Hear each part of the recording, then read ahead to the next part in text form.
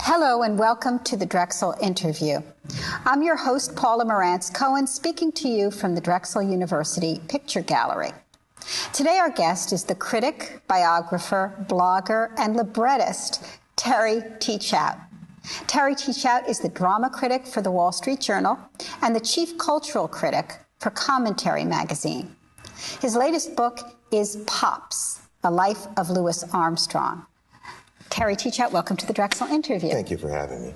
Well, I was surprised in reading a bit about you to find out that you were born and raised in Missouri.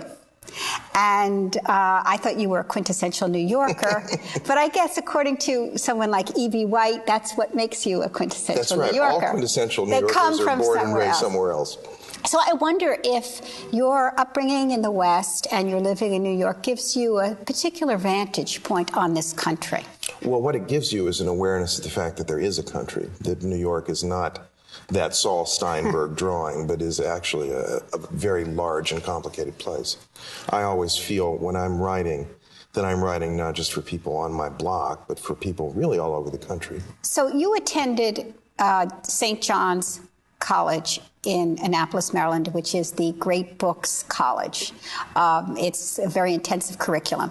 And I wonder how that shaped you as a critic, as a cultural critic, as a writer, as an intellectual. Well, that was only part of my undergraduate education, but it got me thinking about books in a different sort of way than I ever had before. It got me thinking about the classics as classics instead of just something that you checked out of the library or something that was assigned to you. And my brief exposure to Greek, which I took not very successfully at St. John's, but long enough to get something out of it, I think, was also useful. So do you feel that it made you an intellectual, or were you already predisposed in I don't think of myself as an intellectual, you know. I think of myself as a journalist.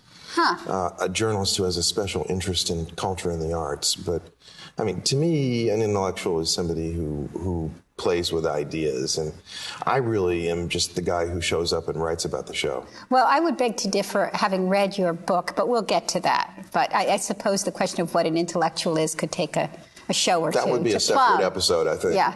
But you are the drama critic for the Wall Street Journal, and that's an interesting job because, unlike many New York papers, you cover regional theater outside of New York City. I mean, the Journal is the only national publication in America that regularly covers theater all over the United States.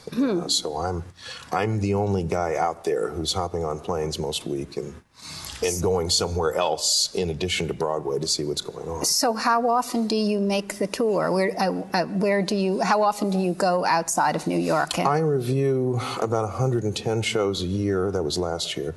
And of those, about 50 were outside New York. Wow, that is a lot. What have you found? What cities, what areas of the country do you think are most vibrant in terms of theater? There is major theater everywhere in the United States. That was the thing that surprised me most when I first started covering regional theater. And a city like Chicago is at least identical in quality, in volume of theater to New York. But you can find good theater in the most unlikely places. I saw a wonderful production of UNESCO's The Chairs a couple of years ago in West Palm Beach, Florida, the last place I would have expected it. But you see, even in using that phrase, I'm making the emphasis wrong, because I now know that you can expect to find serious theater anywhere in America. So was West Palm Beach the most surprising place? Actually, I don't think that's so surprising.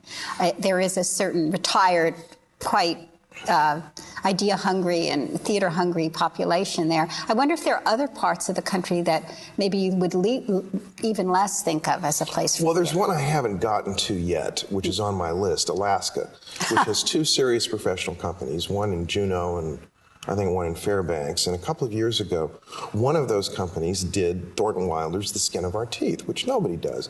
And I just couldn't work my schedule so I could pop up to Alaska that week and see it. But they're very much on my list. Okay, so you're going to Alaska at some point in the future. Yes. What about contemporary playwrights? I guess this would be in major cities, New York or Chicago. Who do you like? Lynn Nottage excites me very much. Of course, the play of hers that got all the attention last year was Ruined, which very much deserved it.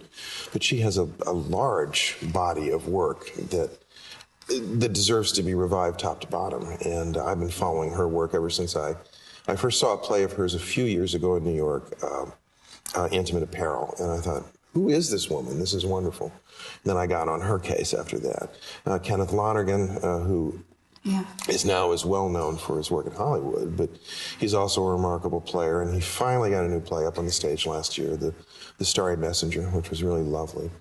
But lots and lots of writers. More established writers? I know you like David Mamet. Oh, sure. Yeah. Well, I mean, everybody likes David Mamet. Well, not everybody. I They do, should. but yeah. Yes, I very much admire Mamet. I think now he's almost a classic. He's been with us since the 70s. He's one of the fixed points in American theater, just like David Ives who has become a fixed point in American theater. It's strange. I've been doing this long enough that the playwrights who were new and exciting to me when I first started thinking about theater, well, they're established now. Yeah, it's been how long? Well, at the Journal, I have been the Journal's theater critic for 7 years, but I've been involved with theater in one way or another since I was in high school. I don't want to say how long ago that was. Okay, well, you don't have to, but it's been a while. Quite a long time ago. Okay, well, you write for several conservative publications. You write for the Wall Street Journal, the National Review, Commentary. Yes. You've also written for the New York Times, a more liberal publication, which makes me feel that you are comfortable writing on both sides. I write about the arts, you know? Well, my question then is, though, whether you feel that some of the polarization, the political polarization in this country has an effect or has affected the arts in any way. I mean, do you feel yourself outside the fray, or is there some sense in which the political does enter in? More often than not, and when I say that, I really mean 90% of the time, politics is simply not a salient issue when I go to the theater. Sometimes I am attending and writing about a show whose motivations are essentially political, but in my experience, a show whose purpose is to get you to go and do something is not likely to be a very artistically persuasive show. And insofar as possible, I'm going to stay away from shows like that because even as a critic, I go to the theater to have a good time. I don't willingly, knowingly go to the theater to spend 2 unhappy hours. And propaganda, no matter who's handing it out, for what purpose, is not my idea of a good time. So how do you account for the fact that you have been associated with or are associated with more conservative publications? I'm a conservative. I think that's a pretty good explanation. Okay, but you do feel that art can be kept apart more or less from politics? It should, not just can. I think over the years, great art has tended not to have strong political affiliations because, as I say, it's not instrumental. It's not about getting people to do things. It's about getting people to see the world as it is. And when art is enlisted in the service of any political program, then its greater purpose, which is to show us the world as it is, and as Bernard said, to make everything more beautiful, is deflected. Okay. So my position as a critic is that political art is not the kind of art that I want to experience. Now, it's fine if you want to do it. If you think that the most important thing in the world is to write a play that gets a person to vote for somebody, well, okay, fine. But I'm probably not going to be in row 6 if you do that play. Okay. Of course, you know, there are people that would argue that that even so-called unpolitical art has a political element yes, and more power to them. And that's what is behind the culture wars in so many ways. But I guess you don't enter into the fray. I enter into the fray when it's dropped in my lap. If somebody opens a play on Broadway that is strongly political, well, part of my brief as a critic is to review plays on Broadway, and so I will review it. But if they do it in an off-Broadway house, I'm probably not going to seek it out. unless I have some reason to think that it will be a satisfying and exciting and unpredictable artistic experience. I want to be surprised by art, by theater, by every kind of art. And believe me, political art isn't very good at surprising you. Okay, I think that's well put. I want to talk about your new book. I guess it's not that new. It's a year old. The paperback is just out. Yes, a beautiful book, actually. Pops. I'm pretty proud of that cover, yes. Love the cover. A Life of Louis Armstrong. And it seems to me that I was surprised in a way that this book hadn't been written, or that the Louis Armstrong hadn't been written about, I suppose because you did such a good job making him so interesting. Tell us what it was that got you started on this idea. Why did you decide to write about Louis Armstrong? There have been other Armstrong biographies, but since the last one was published, Armstrong's private tapes became available to researchers. Armstrong was one of the first people to own a tape recorder. He bought one in 1947. He bought it originally to tape his performances and listen to them. But then he started using it to tape conversations. Not like Nixon. You knew that he was taping you when he was. But he would tape conversations in the dressing room, at the dinner table, in the bedroom on occasion. And he preserved these tapes, along with tapes of interviews that he did, a huge mass of material, which by the end of his life came to about 675 reel-to-reel tapes. These tapes were transferred with the rest of his effects to the Armstrong archives at Queens College in New York.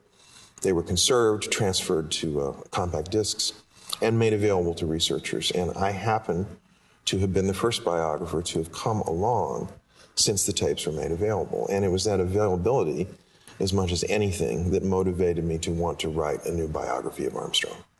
Had you always admired Armstrong? Ever since I was a kid. Ever since 1965, when my mother called me into the living room and told me to see this man on television. It was Armstrong playing Hello, Dolly on the Ed Sullivan Show.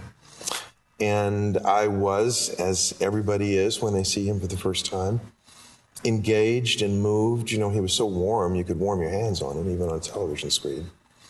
And when I, in due course, became a jazz musician and came to have a deeper understanding of what he was doing, well, he came to mean all the more to me. You are a jazz musician. A recovering musician. So you don't play anymore? No, I don't play at all. But you did play. I was a bass player professionally for many years. Back when I lived in Kansas City, I played jazz, other kinds of music, but jazz was what I liked to play best. So you have an inside understanding of this music, which definitely comes through, I will say, in reading this book. Well, I felt my task was to take what I know as a musician and also the fruits of my research and translate it into a language that would make sense to my mother. It would make sense to anybody who wanted to read about Armstrong, but still have something to offer the specialist as well. Well, Armstrong is a fascinating character. I mean, you make that clear. He had a, I guess, miserable, difficult childhood. He was born in the gutter. And yet, the fund of joy that he had, that he exuded. Could you describe his character? I mean, it's multifaceted, and of course, that's what the book is doing. But can you try and wrap it up for us, how you understand the complexity of the man? Well, somewhere in the book, I describe him as a major key personality. And I think that goes to the heart of it. He wasn't a Pollyanna. He was as aware as anybody could be of what the world was like. He was born in one of the prostitution districts of New Orleans. His mother was a part-time prostitute. His father deserted the family on the day he was born. He drove a coal cart as a boy. But he was one of those fortunate souls who always thought that there would be something better around the corner. And he was always out to get whatever was going and to enjoy himself. And so even when he sang the blues, and he sang the blues very powerfully, he did it with a smile. And that is the most distinctive aspect of his character. He is a fundamentally optimistic genius, and they're not so common. No. There were conflicts about the way there were conflicted ways in which he was perceived by his musical peers in particular. I wonder if you'd talk a little bit about how he was seen. Well, Armstrong was born in 1901, and he performed